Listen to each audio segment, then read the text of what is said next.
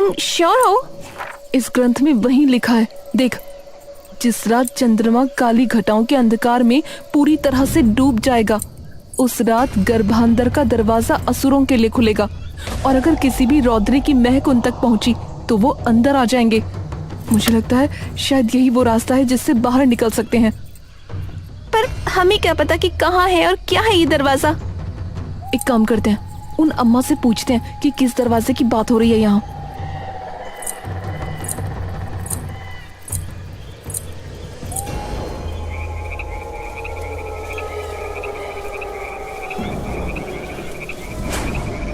पूछ लें अभी। अवनी पलके उठाकर चमेली की ओर देखती है। अम्मा। ये सुनते ही चमेली और झुमली दोनों उसकी ओर देखते हैं। मैं आपको बुला सकती हूँ ना अम्मा? बिल्कुल मेरी लाडो, तेरा जो मन करे तो वो बुला।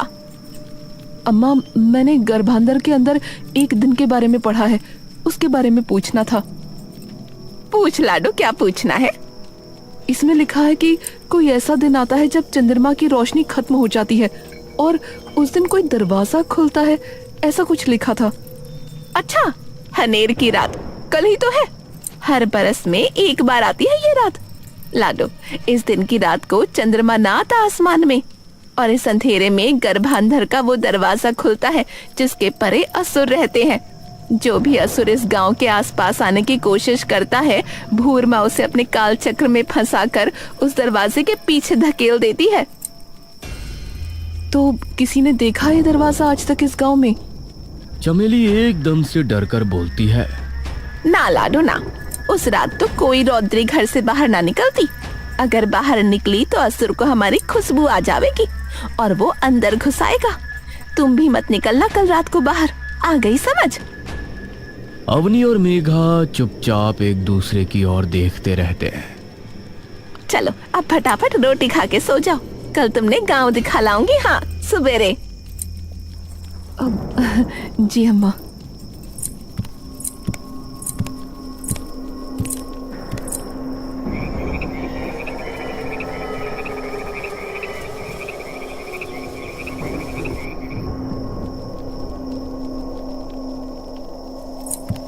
झुमली। हाँ माई, इनके सोने खातिर कपड़े बिछा दे, चल। झुमली उठकर जमीन पर कुछ गद्दे बिछा देती है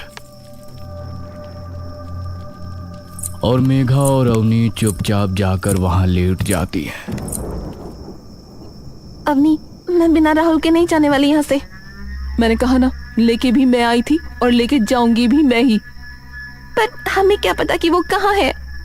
देख, जितना मैंने अभी तक पढ़ा उससे सिर्फ यही पता लगा है कि इस जगह सिर्फ लड़कियां रह सकती हैं। बाकी कोई अगर यहाँ आना चाहेगा तो वो आ नहीं पाएगा कभी। और इन सारी चीजों में एक बात कॉमन है। कौन सी बात? तुम्हारे साथ तुम्हारी टीम गई, उस टीम के सारे लड़के गायब हुए, लेकिन तुम्हें कुछ नहीं हुआ। और यहाँ भी यही हुआ, हम दोनों ठीक हैं, लेकिन बस राहुल गुम हो गया। तो मतलब तुम ये कह रही हो कि यहाँ सिर्फ लड़कियां ही आ सकती हैं? हाँ, अम्मा ने भी यही कहा ना कि कोई असुर अगर यहाँ आने की कोशिश करता है तो भूरमा उसे अपने काल चक्र में फंसा लेती है। तो मतलब राहुल भी वहीं फंसा हुआ है, क्योंकि वो लड़की नहीं है। हो सकता है। तो अब हम क्या करेंगे? शांत हो जाओ मेघा, फिलहाल आराम से सो जाओ, क्योंकि हम दोनों को आराम की बहुत जरूरत है। आई प्रॉमिस, मैं सारे सवालों के जवाब ढूंढ लूंगी। मेघा और अवनी धीरे धीरे उस चांद तले गहरी नींद में ढल जाते हैं।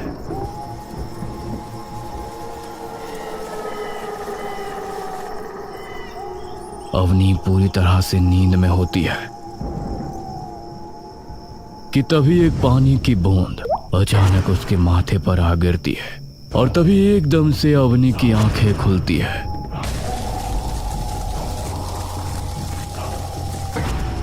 अवनी की नजरें सबसे पहले मूर्ति के चेहरे की ओर जाती है और जिसे देख अवनी के सांसें कुछ देर के लिए ठंडी पड़ जाती है। डर इस तरीके से अवनी के दिमाग को जकड़ लेता है कि अवनी कुछ देर के लिए अपनी गर्दन तक हिलाने की हिम्मत नहीं जुटा पाती। ये अवनी धीरे से अपनी गर्दन घुमाकर देखती है कि मेघा भी उसके बगल लेटी है, लेकिन दोनों अब किसी घर में नहीं बल्कि मंदिर में काल भक्षिणी की उस मूर्ति के पैरों में लेटे हुए हैं। हम यहाँ कैसे आ गए? ये सब क्या हो रहा है? अवनी तभी मेघा को उठाने लगती है। मेघा, मेघा उठ, मेघा उठ। मेघा की आंखें खुलते ही सीधा काल भक्षिणी की मूर्ति पर पड़ती है, जिसे देख वो कुछ देर के लिए अपनी सांसें भूल जाती है। मेघा उठना, अभी डर के जमने का वक्त नहीं है। मेघा एक सांस में ही होश में आती है। हम यहाँ कैसे आ गए? हम तो अम्मा के घर सो रहे थे। मुझे भी नहीं पता, पर अभी के अभी चलो यहाँ से। मेघा और अवनी अपनी कांपते सांसें बटोर मंदिर के दरवाजे की ओर भागती है, लेकिन जैसे ही मेघा और अवनी मंदिर की दहलीज पार करने ही वाली होती हैं, तभी मंदिर का दरवाजा अपने आप जोर से बंद हो जाता है। मेघा और अवनी एकदम से डर कर पीछे हो जाते हैं और तभी उनके पीछे से एक बार फिर वही आवाज आती है, मना किया था ना। वह आवाज सुनते ही मेघा और अवनी के हाथ पांव एकदम से सुन्न पड़ जाते हैं। यो गांव ही थारी पूरी दुनिया है अब, और अगर यहाँ से जाने की कोशिश की ना तो ये समझ लेना कि पूरी दुनिया के खिलाफ जाने की कोशिश करी है। ये दुनिया मेरी बनाई गई है, यहाँ की हवा से लेके पानी तक सब मेरा है। उस आवाज को सुनकर अवनी की जुबान जरा भी नहीं हिल पाती। वहीं दूसरी ओर ये सुनते ही मेघा की खौफ से लड़खड़ाती जुबान एकदम से क्रोध की गर्जन में बदल जाती है। राहुल कहाँ है? के कहीं? अवनी तभी अपनी आंखें धीरे से मेघा की ओर घुमाती है। मेघा, नहीं, मत कर। मेघा तभी एकदम से गुस्से में पलट जाती है। मेघा नहीं। राहुल कहाँ है? मैंने पूछा। अवनी मेघा का हाथ पकड़ उसे पीछे की ओर खींचने लगती है। मेघा मत कर, रहने दे। मेघा की आंखें अब पूरी तरह से आंसुओं से भर चुकी है। राहुल कहाँ है? बताओ मुझे। तभी बाहर से ऐसी गर्जन उनके कानों में गूंज उठती है मानो आसमान फट पड़ा हो। बिजली की चमक काल भक्षिणी की मूर्ति पर ऐसे पड़ती है मानो ये बिजली नहीं काल भक्षिणी का क्रोध हो। देखना है तो मेरी आंखों में देख। मेघा और अवनी जैसे ही उसकी आंखों में देखते हैं, तभी उनकी आंखों में अजीब सी रोशनी चमक उठती है। गंभीरा भविष्यति रात्रिः लीलाय सह्युव वर्ण संयुक्तः काल चक्र प्रवर्तते काल भक्षिणाय। राहुल को ऐसी बेजार हालत में देख मेघा के पैर एकदम सुन्न पड़ जाते हैं और मेघा धड़ाम से घुटनों के बल जमीन पर गिर जाती है। पड़ गई ठंडक कलेजे में। देख लिया? ये क्या क्या किया आपने उसके साथ? ये अब मेरे काल चक्र में फंस चुका है। अब इसका इस चक्र से निकलना नामुमकिन है। कुछ ही दिनों में इसे अपने आप मुक्ति मिल जाएगी। भूल जा इसे। अब से तुम दोनों का सब कुछ यही है। मेघा और अवनी एक टक काल भक्षिणी की आंखों में देखते रहते हैं और एक ही दम से उनके सामने का मंजर धुंधला पड़ने लगता है और देखते ही देखते अवनी और मेघा की आंखें अचानक बंद होने लगती हैं।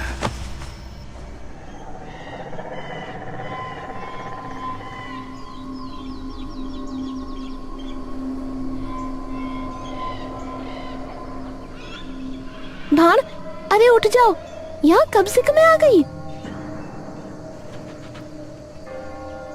अरे उठ जाओ, तुम यहाँ क्यों सो रही हो? मेघा और अवनी एकदम से झटपटाकर उठ खड़े होते हैं। क्या हुआ? तुम दोनों यहाँ कैसे आई और यहाँ क्यों सो रही हो? अगर इन्हें बताया तो ये कभी नहीं समझेंगे। वो थोड़ा सा मन बेचैन हो रहा था हमारा, तो सोचा थोड़ी देर भूरमा के दर्शन कर लें तो शायद शांत हो जाए। अच्छा चलो ठीक है, आ जाओ, माई बुला रही है तुम्हें। ठीक है।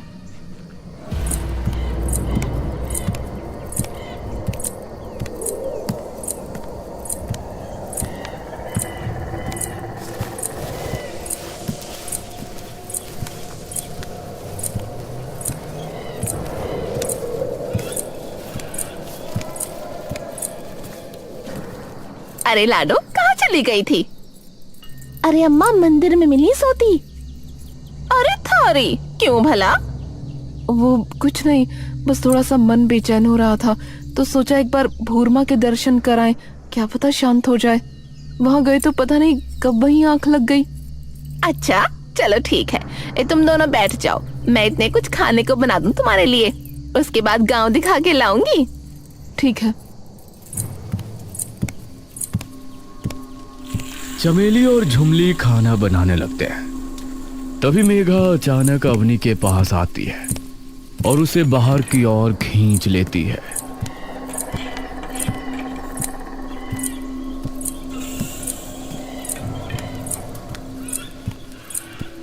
अवनी, राहुल राहुल ढूंढ लेंगे, चिंता मत करो। पर कैसे ढूंढेंगे?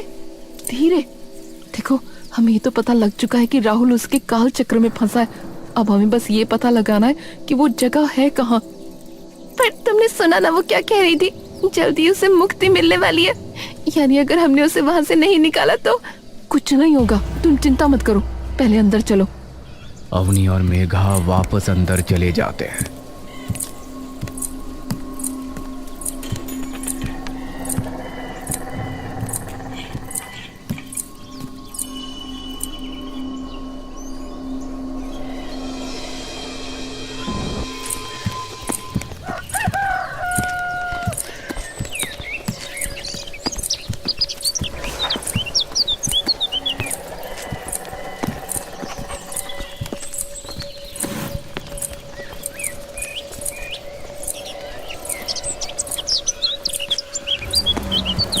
देख लाडो, मंदिर तो तूने देख ही लिया है। मैंने बताया था ना, ये गांव हमारी भूरमा के गर्भ के अंदर है। तो जो मंदिर है वो गांव के एकदम बीचों बीच है, यानी भूरमा की नाभि पे। चमेली आराम से अवनी और मेघा को पूरा गांव दिखा रही होती है। तभी अवनी बातों ही बातों में अपने जवाब ढूंढना शुरू कर देती है। अम्मा, वैसे जिस कालचक्र की आपने बात की वो कालचक्र है क्या? काल चक्र लाडो, माना जाता है भूरमा ने उन शैतानों को अपनी तंत्र विद्या से अपनी आंखों में कैद कर लिया था। अब ये तो हमें भी नहीं पता कि कैसे कैद किया था, पर उसे ही काल चक्र कहते हैं। अच्छा,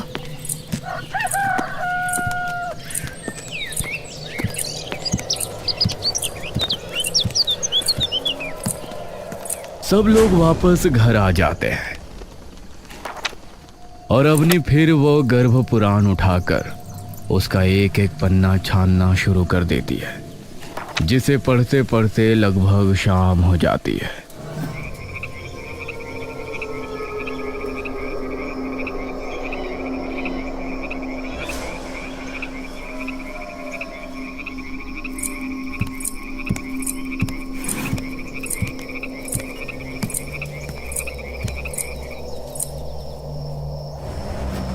अवनी, आपको पता है ना कि आज हनेर की रात है, जिसकी बात अम्मा कर रही थी।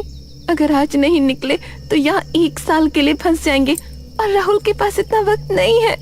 अवनी एकदम से अपनी नजरें ऊपर करती है। मिल गए सारे जवाब। ये सुनते ही मेघा की आंखें खुशी से बड़ी हो जाती हैं। सच में? हाँ, इस पुराण में इस गांव का नक्शा है जो बिल्कुल उसी पत्थर की तरह दिखता है जो तुम लास्ट टाइम लेकर आई थी।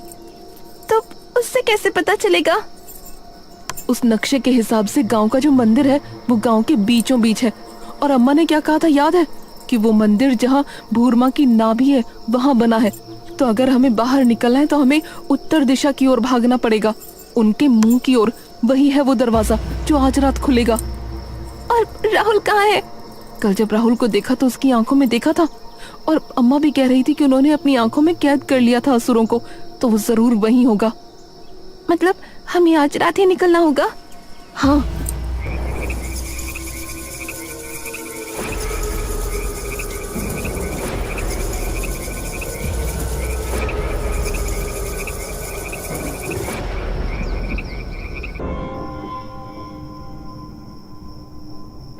अवनी और मेघा धीरे धीरे वहां से उठने लगते हैं। सो गए? हाँ, चल यही सही वक्त है।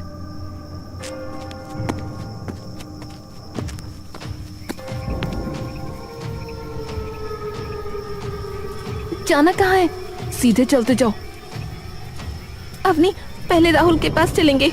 वहीं तो जा रहे हैं, काल भक्षिणी की आंखों की तरफ। अवनी और मेघा तेजी से आगे बढ़ती रहती हैं। तभी उनके सामने एक ऐसा मंजर आ जाता है जिसे देखकर अवनी और मेघा का पूरा शरीर एकदम से मानो पत्थर सा बन जाता है।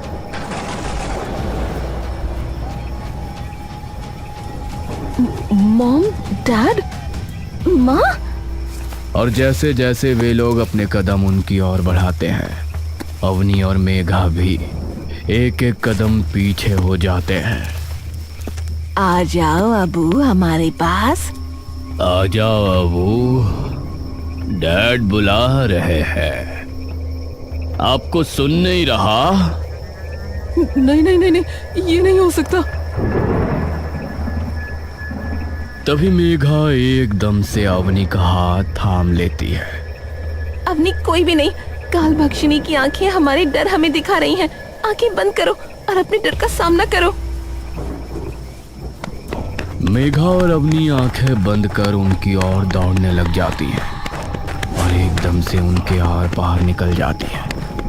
और जैसे ही वे अपनी आंखें खोलती हैं तो वे देखती हैं कि सामने राहुल एक अग्निकुंड के सामने बैठा है। राहुल! मेघा बिना कुछ सोचे समझे सीधा उसकी ओर दौड़ना शुरू कर देती है। मेघा नहीं, रुको। मेघा जैसे ही अपना हाथ राहुल की ओर बढ़ाती है तभी उसका हाथ राहुल के आर पार चला जाता है। मेघा एकदम से डर कर पीछे हो जाती है। ये क्या है? ये क्या हुआ? तभी स्त्री के लिबास में बैठा वो आदमी गुस्से से उनकी तरफ देखता है। इसकी आत्मा अब काल चक्र में फंस चुकी है भूरमा के। इसका शरीर यहाँ नहीं, कहीं और है। कहाँ है? ये तुम्हें कभी नहीं पता लगेगा। तभी मेघा एकदम से राहुल के सामने चली जाती है। राहुल उठो। राहुल, मैं हूँ मेघा, तुम्हारी मेघा। राहुल उठो ना। तभी एकदम से राहुल की आत्मा झटपटाने लगती है। नहीं नहीं, ये क्या हो रहा है? एकदम से राहुल की आंखों में उसकी पुतलियां वापस आ जाती हैं। मेघा, ये मैं कहाँ हूँ? ये सब छोड़ो, पहले हमारे साथ चलो। तुम्हें तुम्हारे शरीर तक जाना होगा। हमारे पास वक्त बहुत कम है, सुबह होने ही वाली है।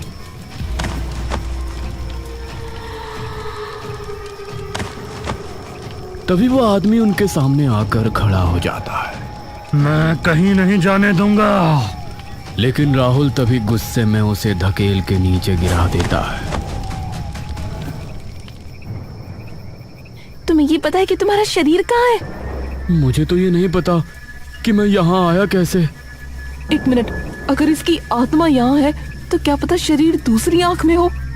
हाँ, इसी तरीके से वो लोगों को अपने काल चक्र में फंसाती है, उनकी आत्मा और उनके शरीर को अलग अलग करके। मतलब हमें उसकी उल्टी दिशा में जाना है अब। मेघा, अवनी और राहुल तेजी से दूसरी दिशा की ओर भागने लगते हैं, जहां उन्हें एक पुरानी सी गुफा दिखती है। यही है, मैं महसूस कर सकता हूँ। मेघा, अवनी और राहुल जैसे ही अंदर जाते हैं तभी उन्हें दिखाई देता है कि अंदर राहुल एकदम अंधेरे में नीचे लेटा हुआ है।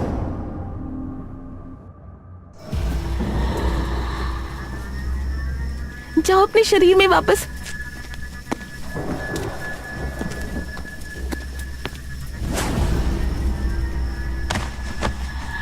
अब जल्दी चलो यहाँ से, सुबह होने वाली है।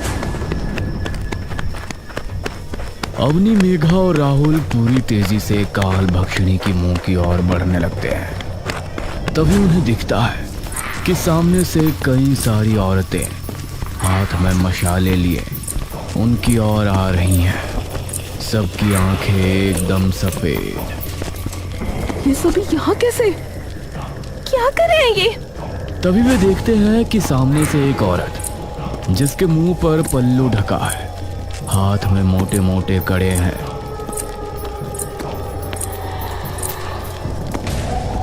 वो उनकी ओर बढ़ रही होती है। ये तो कौन है ये? काल भक्षिणी, कौन? मना किया था ना, मना किया था। मैंने कहा था कि नहीं जाना। तुम्हारी हिम्मत कैसे हुई? अब भुगतो तो हट जाना। काल भक्षिणी अपने हाथ हवा में उठाती है और सारी औरतें भी अपने हाथ हवा में उठा लेती हैं और देखते ही देखते सभी औरतें अपने दोनों हाथ आपस में भिड़ाकर अपने कड़े बजाने लगती हैं, जिसकी आवाज सीधा मेघना और अवनी के कानों में प्रचंड रूप से कौंध जाती है। ये क्या हो रहा है? ये आवाजें बढ़ती जा रही है। लेकिन राहुल को मानो उस आवाज से कोई फर्क नहीं पड़ता। पर राहुल को कुछ क्यों नहीं हो रहा?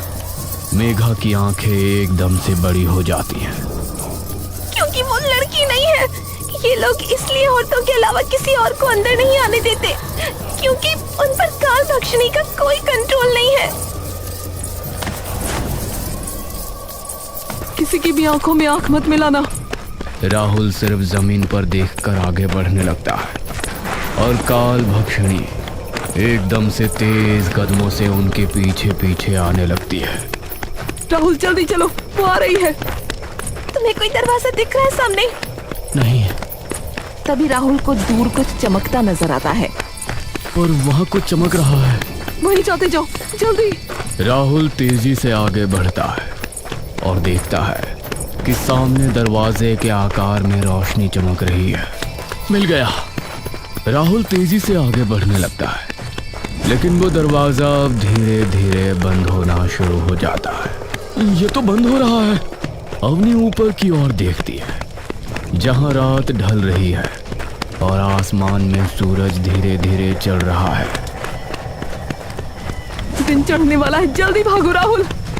राहुल तेजी से उस दरवाजे की ओर दौड़ना शुरू कर देता है और जैसे ही वो दरवाजा बंद होने वाला होता है, राहुल तभी कूद कर खुद को, मेघा को और अवनी को उसके पार निकाल लेता है।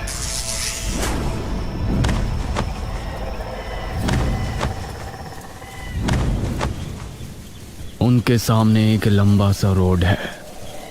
क्या हम बाहर आ गए? तभी रोड पर बड़ा सा ट्रक आता है, जिसके अंदर एक हट्टा कट्टा आदमी बैठा होता है। वो ट्रक वाला उनके पास आकर ट्रक रोकता है। ओए बीर जी, क्या हो गया? सब ठीक है? ये सुनते ही तीनों के चेहरे पर मुस्कान आ जाती है।